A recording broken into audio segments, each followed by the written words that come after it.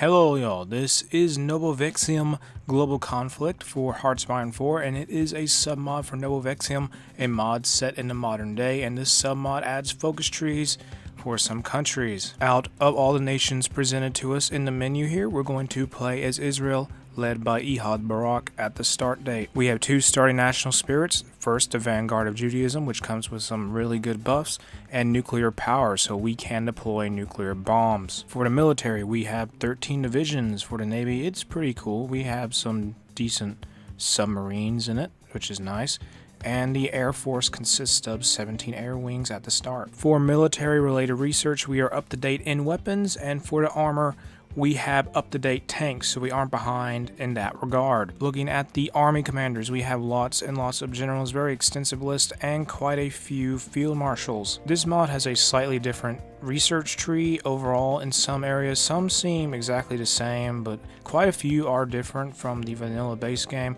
So that's very much a change of scenery and more things to research overall. Peace talks in the United States between Israel and Syria, and the UN gets some new Security Council members. Egypt takes some contested territory from their neighbor Sudan. This mod does have some special mechanics in the form of estates, which represents ideologies shifting in popularity all the time, and capricious wars, which will be semi-random war goals popping up around the world. America chooses the status quo. That means the Democrats and Republicans will stay in power and conflict with one another. Israeli soldiers leave southern Lebanon. That will give us some base stability. Increase in political interest. A lot of ideologies get some popularity going up, and we acquire more base stability. We are going to have negotiations over the Golan Heights with Syria and see what they say. Syria said no. They sent us some insults and told us they don't want to recognize Israel. The Chechen Republic has capitulated. I wasn't even aware they were in a war, and that Russian flag seems a little different. What's going on? They have become the Russian Socialist Republic led by Joseph Putin. Bad news for the resurgent communist Russia.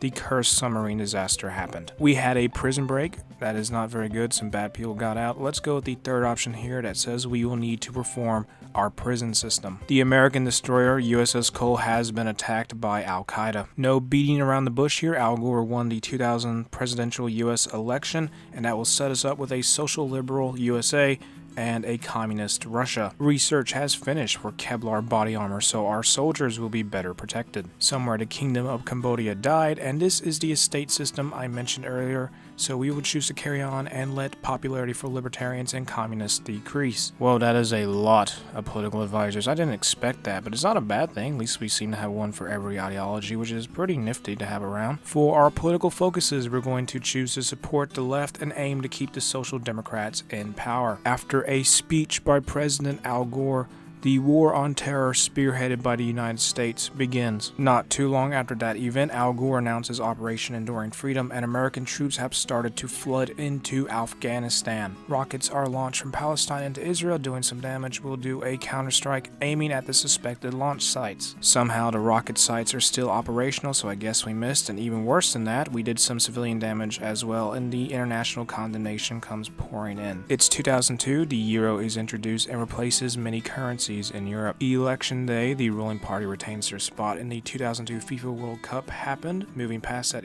Barak of the Labour Party will stay in power. The United Arab Emirates declares a jihad, which is a little concerning, I will admit. More rockets have been launched from Palestine. Let's send them a strongly worded letter. In our focus tree, instead of going with aggressive policy, let's go with peaceful coexistence, then two-state solution, then with allow right of return, and if we're lucky, if world tension is high enough, we can take Middle East alliance. India refuses to surrender the Dalai Lama to China.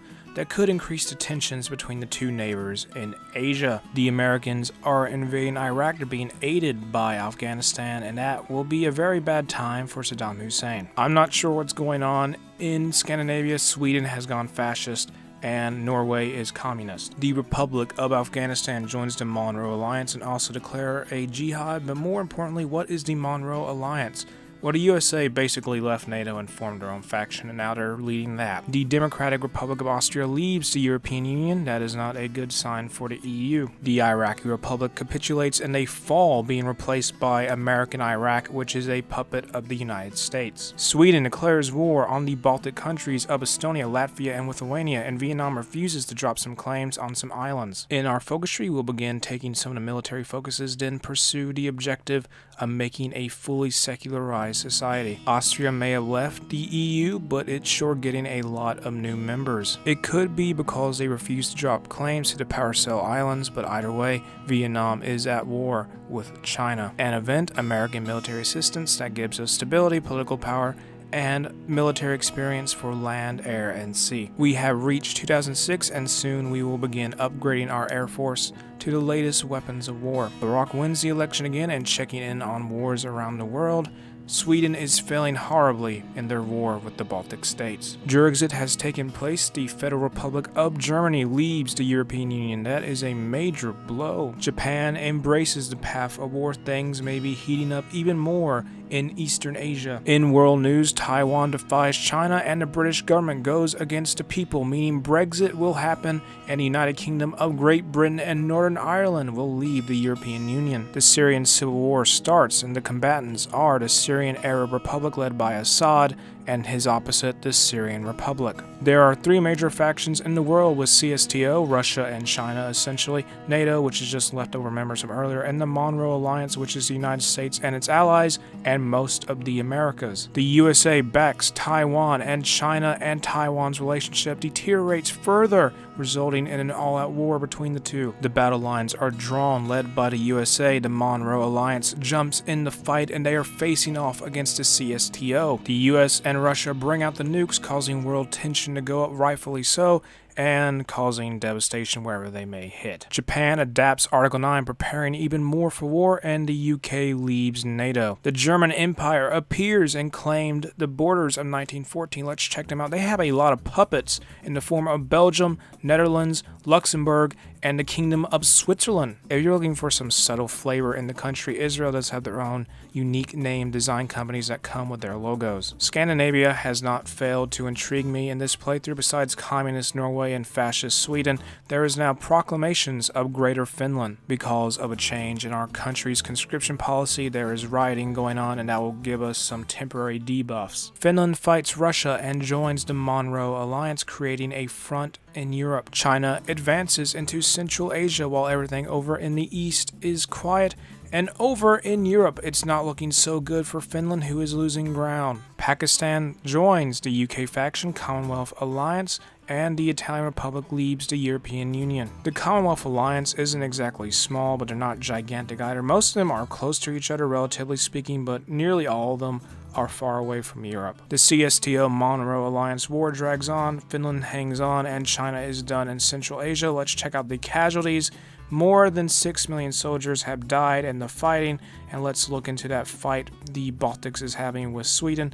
Sweden is nowhere closer to winning than they were on day one, and the Syrian civil war continues as well. The video is going to stop here. The conflicts around the world have slowed down. If you enjoyed the mod, make sure to check it out in the description below. If you enjoyed the video, make sure to like and subscribe, leave a comment. Have an awesome day. I'll see y'all later. Bye.